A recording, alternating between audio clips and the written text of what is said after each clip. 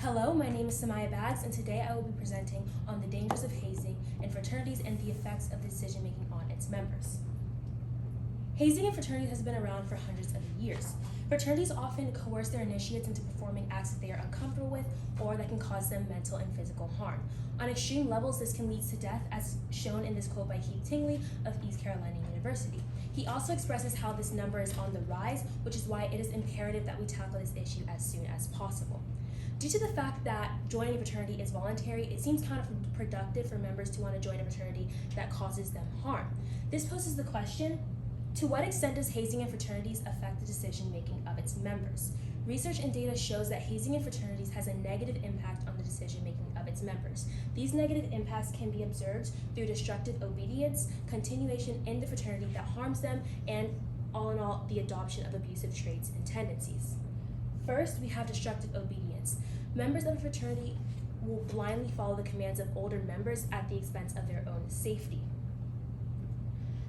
As seen in the College Board stimulus titled The Cultural and Evolutionary Trade-Off of Ritualistic Synchrony by Michelle Gelfand, we can see that ritualistic synchrony can lead to harmful obedience.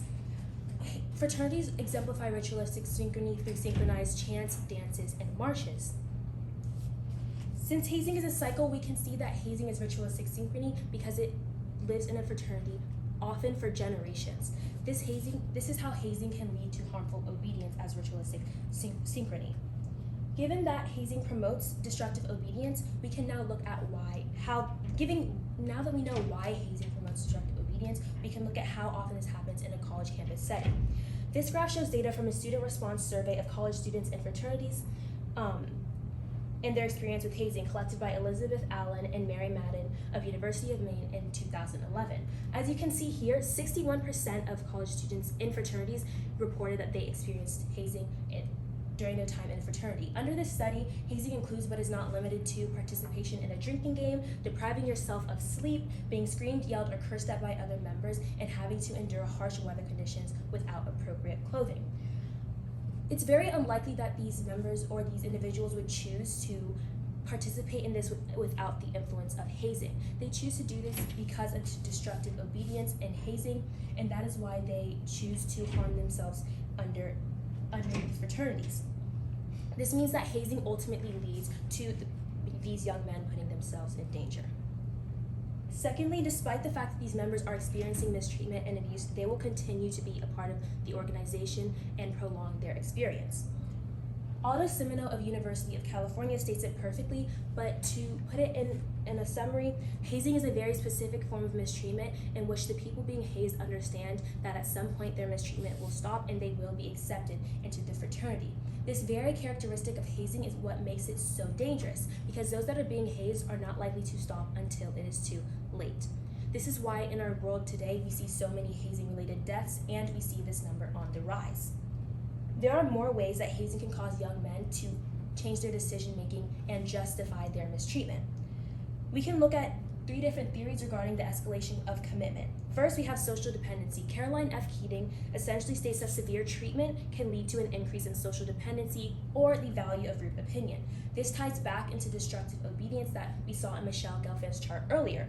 We can see that destructive obedience is only magnified through hazing because the ritualistic synchrony is paired with severe treatment, and that causes more value of the group's opinion. Next, we have self-justification theory presented by Gregory S. Parks of Wake Forest University and Tiffany F. Sutherland of Villanova University. They state that when decision makers are reluctant to admit that they've made a bad choice, they will allocate additional resources and time in order to prove the correctness of their decision. A similar theory goes for self-presentation theory presented by the same authors.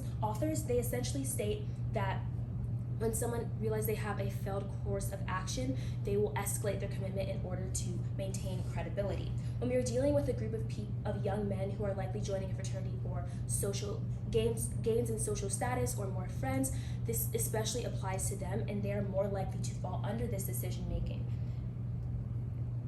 This means that they will put themselves in danger through hazing.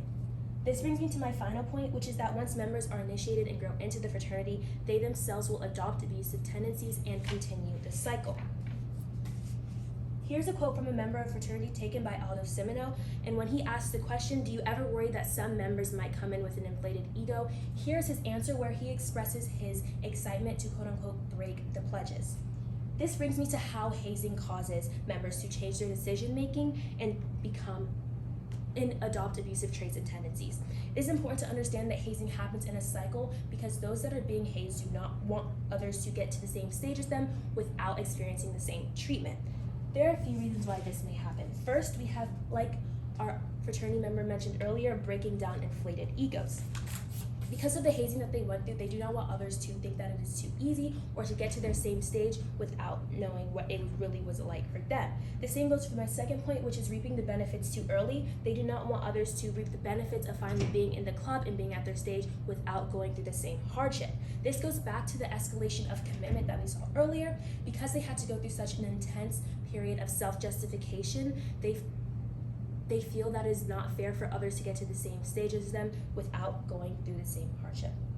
Now that we have examined how hazing changes the decision-making of the members, we can look at solutions for this pressing issue.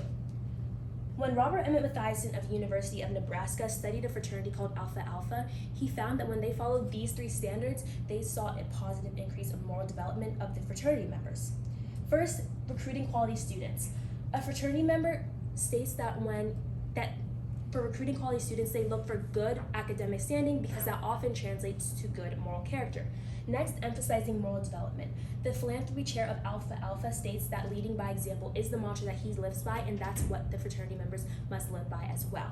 Lastly, encouraging community service. 20 hours of community service is required each year in order to be a part of Alpha Alpha. If we were to implement these policies in all fraternities, we can likely see a decrease in hazing and an increase in positive effects on the communities surrounding them as well. My limitations for my solution is there should probably be another way to measure quality student because we do not always know that a quality student always translates to a good person and vice versa. And last, if you do not know, since fraternities have traditional generational traditions in their fraternities, we do not know how likely they are willing to give those up in order to make sure they are following those 3 standards. These are my works cited. Any questions? 2 questions for you. First up, was there evidence that you gathered that you didn't use, and if so, why didn't you use it? Yes, so for the data that I used for my solutions, one of the other standards that they used where they found positive effects on moral development was that they had traditions and long-standing traditions. I did not use this piece of evidence because we do not always know that this can be found that the traditions in all fraternities are good traditions, and this can end up negating the other points and end up having a lesser effect on good moral development. All right, and if you had more time, what additional research would you do?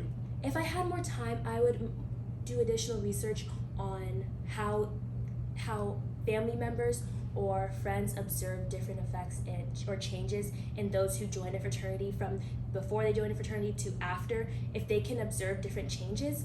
I didn't include that in my presentation because I wanted to focus more on how it affects their decision making on an internal level, but I would like to explore that on an external level as well.